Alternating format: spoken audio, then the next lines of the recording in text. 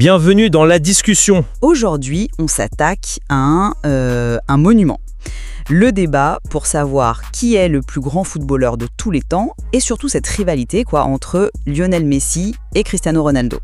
C'est un sujet qui a dû causer plus de disputes de famille que n'importe quoi d'autre, j'imagine. Ah, c'est certain. Et on pourrait se perdre dans les chiffres, les ballons d'or, les buts. Mais non, c'est pas ça qu'on va faire aujourd'hui. On va partir d'un angle très particulier, celui d'Angel Di Maria. C'est l'un des très rares à avoir joué avec les deux. Et en fait, son témoignage nous pousse à poser une question beaucoup plus profonde. Exactement. La question qui nous intéresse, c'est la grandeur, au fond, c'est quoi ?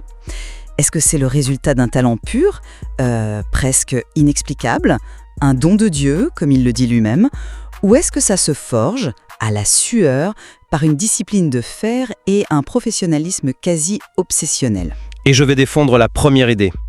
En m'appuyant sur les mots de Di Maria, je soutiendrai que le génie inné, le génie de Messi, représente une forme d'excellence supérieure. Justement parce qu'elle ne s'apprend pas. C'est quelque chose qui, à mon sens, dépasse complètement le cadre du travail. Et moi, de mon côté, je défendrais la thèse inverse, que c'est la discipline absolue et la longévité incroyable de Ronaldo, toutes deux nourries par un travail acharné, qui sont la vraie marque d'une grandeur durable, une grandeur qui se construit, qui se prouve, et qui pour moi est peut-être encore plus impressionnante. Alors pour moi, tout part d'une phrase de Di Maria. Une phrase très simple. Quand il décrit Messi, il ne mâche pas ses mots. C'est un don de Dieu. Il ne dit pas un immense talent ou un joueur hors norme. Non, il le place tout de suite dans une autre catégorie, presque mystique. Il parle de cette facilité presque irréelle à décider des matchs. C'est ça le cœur de mon argument. On parle d'une capacité qui semble déconnectée de l'effort visible, de la préparation qu'on peut imaginer. C'est un peu comme si les lois du sport ne s'appliquaient pas tout à fait de la même façon à lui. Et la preuve la plus forte pour moi, c'est que Di Maria, qui a vu les deux tous les jours, qui a vu la machine de travail qui est Ronaldo, il conclut quand même sans aucune hésitation. Messi est le meilleur joueur de tous les temps. Pour moi, ça veut tout dire. Le témoin direct, le mieux placé pour juger, mais ce don naturel au-dessus de tout. Je comprends parfaitement la fascination pour ce don, mais je pense que ça nous fait passer à côté de l'essentiel. Moi, je m'arrête sur une autre affirmation de Di Maria qui est tout aussi forte, et peut-être plus concrète. Il dit, en termes de professionnalisme, Cristiano est numéro 1, très largement. Très largement. Ce n'est pas un petit compliment, ça. C'est une déclaration qui le place sur un piédestal totalement unique. Di Maria décrit ensuite la source de la grandeur de Ronaldo, son éthique de travail, sa constance, son obsession à rester au sommet, sa discipline de tous les jours. Ce n'est pas juste un athlète qui travaille dur. C'est un homme qui a fait de sa carrière un projet scientifique. Mon point, c'est le suivant. Cette construction volontaire, méticuleuse, obsessionnelle de l'excellence, c'est une forme de génie en soi. Le talent, c'est le point de départ, c'est la matière première. Mais transformer cette matière en une carrière de 20 ans au sommet absolu, c'est ça, le véritable exploit. La grandeur de Ronaldo, ce n'est pas un cadeau du ciel, c'est le triomphe de la volonté humaine. Et ça, c'est quelque chose qu'on peut admirer et surtout comprendre. Mais c'est là, justement, où nos interprétations divergent du tout au tout. Tu présentes la volonté et le travail comme l'exploit ultime. Moi, je lis exactement le contraire dans les propos de Di Maria. La distinction qu'il fait, elle est fondamentale. Cristiano, c'est le travail, Messi, c'est un don de Dieu. Il ne les met pas sur un pied d'égalité, il décrit deux phénomènes de nature complètement différente.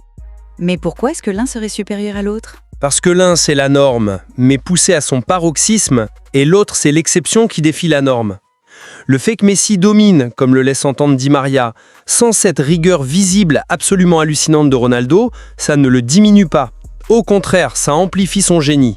Ça prouve que son talent de base est à un niveau si stratosphérique qu'il n'a pas besoin du même type de carburant.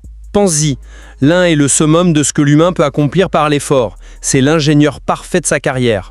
L'autre, c'est une force de la nature, un artiste. C'est admirable, l'ingénieur, mais c'est l'artiste qui marque l'histoire par son côté unique, inimitable. Attends, je ne peux pas te laisser dire que le professionnalisme de Ronaldo est une sorte de carburant ou de béquille comme s'il compensait un manque. C'est sa plus grande force. C'est son arme absolue, ce n'est pas une faiblesse. C'est l'outil qui a permis à un talent qui est immense, ne nous y trompons pas, de devenir une machine implacable. Tu parles de facilité apparente, mais c'est un concept tellement subjectif. La grandeur dans le sport de haut niveau, ça se mesure au résultat, concret, au titre, a la capacité à être décisif année après année, et Di Maria relie directement tout ça, la longévité, les ballons d'or, à cette éthique de travail. Dire que l'un est humain et l'autre surnaturel, c'est une belle image, mais ça ne tient pas à l'analyse. Dans le monde réel, ce qui est forgé par des années de discipline a une valeur, une solidité, une résilience que le simple don ne garantit pas. Mais cette solidité, cette discipline poussée à l'extrême, est-ce que ce n'est pas justement la conséquence directe de l'existence de Messi ? Ah, c'est là que ça devient passionnant. Oui, absolument. Et pour moi, ça renforce mon argument. Di Maria glisse une phrase qui est peut-être la clé de tout le débat. Il dit que Ronaldo a coïncidé avec l'ère Messi, ce qui a tout compliqué. Cette phrase est énorme. Elle suggère que ce professionnalisme hallucinant n'est pas juste un trait de caractère, mais une réponse stratégique. C'est l'arme qu'il a dû forger et affûter à un niveau jamais vu pour pouvoir rivaliser avec un talent pareil. C'est la preuve que la volonté, l'intelligence, la discipline peuvent non seulement combler un écart de talent pur, mais aussi permettre de dominer à son tour. Le professionnalisme de Ronaldo, c'est la manifestation de son intelligence compétitive face aux plus grands défis de l'histoire. Il a vu la montagne et il a décidé de construire une machine pour la gravir. Tu vois, je le vois de façon complètement inverse. Pour moi, ton argument est la preuve ultime de ce que j'avance. Le fait que Cristiano Ronaldo, qui est un athlète phénoménal, un talent immense, ait dû pousser son corps et son mental à un niveau que Di Maria qualifie de numéro 1 très largement, un niveau d'obsession presque maladif. Simplement pour se maintenir à la hauteur de Messi, c'est la démonstration la plus éclatante de la supériorité naturelle de l'Argentin. Mais comment peux-tu dire ça? Il ne s'est pas maintenu, il a gagné.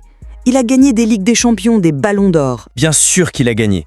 Mais la rivalité ne fait que souligner l'écart de départ. L'un fixait le standard par sa simple présence, par son talent brut. L'autre devait mobiliser toutes les ressources imaginables de la discipline humaine pour répondre. Ce n'est pas la preuve que la volonté comble l'écart, c'est la mesure de la taille de cet écart. C'est comme si l'un était né avec la capacité de voler et que l'autre avait passé 20 ans à construire la machine la plus parfaite pour y arriver. L'exploit de l'ingénieur est immense, mais ça ne change rien à la nature miraculeuse du premier. Mais cette image du vol est trompeuse. Rien n'est facile. On parle d'une facilité irréelle pour Messi, mais c'est une perception extérieure. Lui aussi a dû travailler, s'adapter. Le réduire à un don presque passif, c'est aussi lui faire un peu injure. Mon point, c'est que la grandeur de Ronaldo est active, elle est construite. Celle de Messi, telle qu'elle est décrite, est plus passive, elle est reçue. Et ça nous amène à la question de fond. Qu'est-ce qu'on valorise le plus dans l'excellence? Est-ce que c'est le pic de talent, ce moment de génie pur qui nous laisse sans voix? Ou est-ce que c'est cette capacité inhumaine à maintenir un niveau stratosphérique pendant presque 20 ans? La réponse, une fois de plus, est dans la conclusion de Di Maria. Après avoir tressé des lauriers incroyables à Ronaldo, après l'avoir qualifié de numéro 1 très largement dans le domaine clé de la longévité et le professionnalisme, il n'hésite pas une seconde. Il conclut. Messi est le meilleur de tous les temps. Pourquoi? Parce que la question ultime, ce n'est pas qui a le mieux optimisé son potentiel, mais qui avait le plus grand potentiel. La grandeur qui marque l'histoire, c'est le plafond de verre qu'on est capable de briser. C'est cette capacité à faire des choses qui, comme le dit l'article, dépassent toute logique d'entraînement. Ce sont ces moments-là qui créent la légende, bien plus que l'accumulation, aussi admirable soit-elle, de performances à 9 sur 10. Messi, c'est la promesse d'un 11 sur 10 à n'importe quel moment. Je réponds que tu sous-estimes la beauté et la difficulté du 9 sur 10 constant. La constance et la longévité que Di Maria attribue à Ronaldo ne sont pas des qualités secondaires de l'excellence. Elles en sont le cœur. Rester au sommet du sport le plus compétitif du monde pendant 2 décennies, en changeant de club, de championnat, en adaptant son jeu, ça demande une intelligence, une discipline et une force mentale qui sont une forme de génie à part entière. Ce n'est pas moins impressionnant, c'est juste un génie différent. Un génie de l'adaptation, de la volonté, de la durabilité. C'est la construction d'une cathédrale sur 20 ans, pas juste l'éclair de génie d'un instant. Et entre nous, la cathédrale est un exploit qui à long terme est peut-être plus remarquable.